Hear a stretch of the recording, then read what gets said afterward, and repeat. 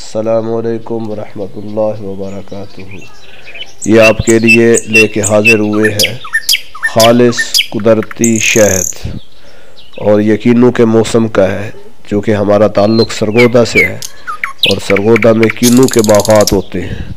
मौसम बहार में हर तरफ कीनू ही कीनू होता है, और उस माल्टे और कीनू के बागात से मक्खियाँ उन फूलों से लेके आती हैं। और मक्खियों को चूँकि फूल ज़्यादा मिलते हैं, तो उन ज़्यादा फूलों की वजह से कसरत से ये शहद तैयार होता है। और बिल्कुल इसका एक एक कतरा, एक एक बूंद बिल्कुल खालिस है। तो जिसने ज़िंदगी में खालिस शहद ना खाया हो, वो एक दफ़ा इसको आज़मा के देखे, इंशाअल्लाह वो दुआएं देगा। कीनू के मौसम का बेहतरीन शहद।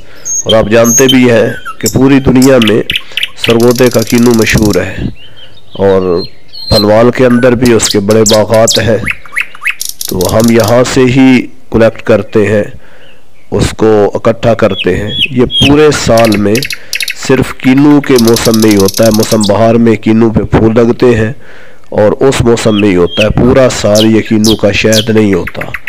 बहुत बेहतरीन इसकी लज्जत और बेहतरीन इसका जायका है।